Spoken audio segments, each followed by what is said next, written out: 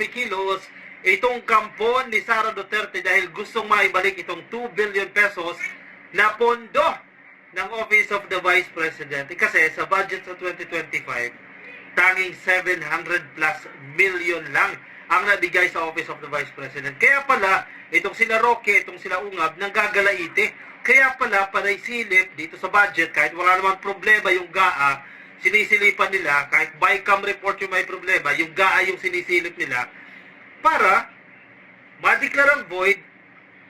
Hindi ko lang kung paano madideklarang void yung 2025 budget na yan, and if ever, siguro nananaginip sila ng gising, once na madeklarang void yan, siguro, akala nila, babalik doon sa budget ni Inday noong 2024 na 2 bilyon. O ba? Yan ka-copy yung lumulutang ngayon. Yan ka-copy yung pinag-uusapan ngayon dahil ilang mambabatas, yan kanila yung mga binubulgar. Noon pa man, 3 days ago ka-copy, nasabi na natin yan na yan din ang isa sa ating teorya. Kaya nanggagalaiti ang mga yan dahil hindi nila matanggap na mababa yung pondo na nakuha ni Inday Sara. Lulustayin lang naman Hindi naman may paliwanag kung saan gagastusin yung pondo na yan.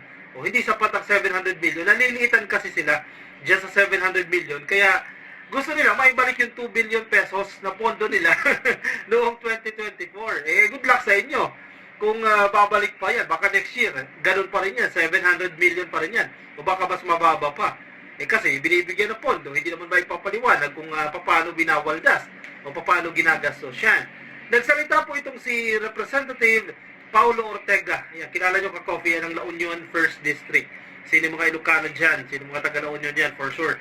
Kilala nyo po itong si Representative Paulo Ortega. Sabi niya, former President Duterte's allegations of blank appropriations in the 2025 budget are pure disinformation. Malinaw naman yan, ka-coffee. Hindi totoo na may bakante na mga items dyan po sa GAA, sa General Appropriations Act of 2025. Yung budget natin sa 2025, malinis po yan.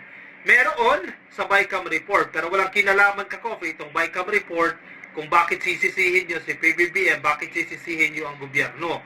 Wala silang kinalaman dyan. Then ang nireview nila at ang dapat nilang reviewin yung GAB, yung General Appropriations Bill na siyang nagiging batas once na pinirmahan ng presidente. So, peke yan na may mga bakante raw ng mga projects dyan sa GAA. This is a deliberate effort to mislead the public and manipulate the budget process to bring back the 2 billion pesos fund previously allocated to the office of the Vice President. Ayun. Diretsahan na itong si Congressman Ortega. Si Congressman Paulo Ortega, diretsahan na raw po yan. Isa po itong deliberate effort. Ibig sabihin, ito po isinasadya. Ito po ay planado. Parte ito ng kanilang plano para manipulahin ang budget, para ma-mislead ang publiko, para maniwala ang publiko na masama ang pagkakagawa dyan sa budget na yan. Eventually, magkilos protesta na naman, isisigaw na naman nila ang resignation ni PBBM dahil sa mga korupsyon.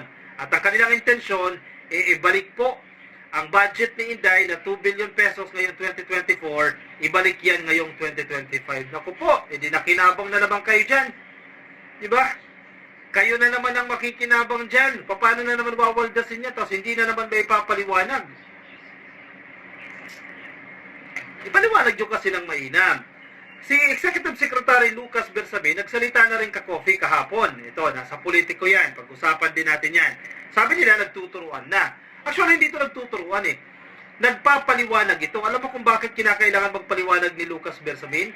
Kasi ang daming fake news na pinapalabas itong kampo ni Digong. So kung hindi magpapaliwanag itong si Lucas Bersabe, Executive Secretary siya Ano ba ginagawa ng Executive Secretary? Little President siya. Kumbaga, kanang kamay siya ng Presidente. So yung mga sasabihin niya, we assume na yun ang sentimiento ng Presidente. So kung mananahimik si Lucas Bersamin, kasi sabi nila, nagtuturo na si Lucas Bersamin. Hindi siya nagtuturo. Nagka-clarify. Dahil kung mananahimik siya, ano na naman ibibira niya sa gobyerno? Anong ibibira niya sa administrasyon? Dead man na naman. Diba? Sasabihin niyo na naman, tinatago na naman yung katotohanan. Nagsalita si Lucas Bersamin. Which makes sense. tama yung sinasabi niya, hindi dahil pro-admin tayo, pero tama yung sinasabi niya. Anong kinalaman namin dyan sa mga bakanteng BICAM report? In the first place, parte ba ang Malacanang? Parte ba ang presidente sa paggawa ng BICAM report? Definitely hindi. Historically, nire-review ba ng presidente ang BICAM report bago pirmahan yung GAB para maging GAA? Definitely hindi. Hindi kami ang mananagot dyan, sabi ni Lucas Bersamin dito sa headline. Kung may mananagot dyan, yung mga miyembro ng BICAM, singilin nyo si Senator Grace Poe, singilin ninyo si Representative Stella Kimbo. Sila yan eh. At yung iba pang mga pumirma doon sa BICAM, dahil nagpabaya sila. Eh, nakaswerte pa yung mga hindi pumirma. Nakalusot pa sila. O bakit may mga blank spaces na nakalusot yan? Pero anyway, sige, wala pa rin kinalaman yan kasi GAB nga yung nire-review ng presidente. Kasi ang pinapalabas naman, kaya naman naging fake news yan, kaya sinasabi ng presidente na fake news yan, na nagsisinungaling si Digong, kasi malisyoso yung pagkakasabi nila. Ang pinapalabas nila, yung budget natin sa 2025, may mga blank checks. Saan ang blank checks dyan? Wala. Ang meron mga blanco, yung BICAM report. Kaso, pinapalabas nila na iisa yung BICAM report at ang GAA. Magkaiba po yan. Hindi kami ang mananagot dyan. Palas says it's up to UNGAB to prove blanks in BICAM report. Tumpak. Sinong nakapansin yan? Sinong naglabas ng mga vacanting spaces na yan? Hindi si UNGAB. O di ba? O sabi may mga grupo daw po na pupunta ng Korte Suprema. Sabi ni UNGAB sasama siya. O sige, patunayan yun sa Korte Suprema. Pero tayo, hindi tayo abogado, masasabi natin na paano idideklara ng Korte Suprema na unconstitutional yan. In the first place, hindi naman yung batas, yung BICAM report. Di ba? Pwede mo lang i-challenge yung constitutionality ng isang batas. Batas ba ang BICAM report? Hindi naman batas yan. Parang RH bill. Di ba? Challenge yung ilang provision dyan at nadeklara na unconstitutional o labag sa batas. Naging void. Malacanang cannot stop personalities like Davao City 3rd District Representative Isidro Ungab from challenging the 2025 national budget before the Supreme Court, but stressed that it is up to Ungab to prove his inventions. Grabe din to si Lucas Bersamin eh. Napapansin ko parang tumapang nagka-copy itong si Lucas Bersamin. No, pa naman yan. Pero ngayon very vocal na itong administrasyon. Itong sila Lucas Bersamin, sila PBBM. Bahala na si Ungab. Bahala na siya si Ungab. Patunayan niya sa Korte Suprema yung kanyang mga gawa-gawa. Yung term niya, inventions. So, kung ano mga inventions ni Ungab dyan, sige, patunayan nyo. No, tingnan natin kung ano magiging ruling ng Korte Suprema. Which is tama naman. Kine-question ninyo yung budget sa 2025, sige, tumakbo kayo ng Korte Suprema. That's the proper way, di ba? Let the Supreme Court decide kung ano ba talaga, mali ba yung pagkakagawa dyan, o sino may pagkukulang dyan. Kung ano yung desisyon ng Korte Suprema, re-respeto natin. And I think the Malacanang will also respect the decision of the Supreme Court. Kung kahit anong decision pa man yan, re-respeto nila yan. Pero siyempre, dahil ikaw yung ikaw yung nanililip ikaw yung gumagawa ng mga inventions. Ikaw gumagawa ng mga fake news, hindi patunayan mo yan. Oo nga po, yan. Challenge sa'yo yan ng dating Chief Justice ng Supreme Court. Takbo ka ng Supreme Court at patunayan mo yung iyong mga inventions. In a press briefing on Friday, Executive Secretary Lucas Bersamin maintained that the palace had nothing to do with the blank items in the Bicameral Conference Committee report on the 6.23 trillion pesos national budget for this year. Paulit-ulit na tayo dyan, ka-coffee.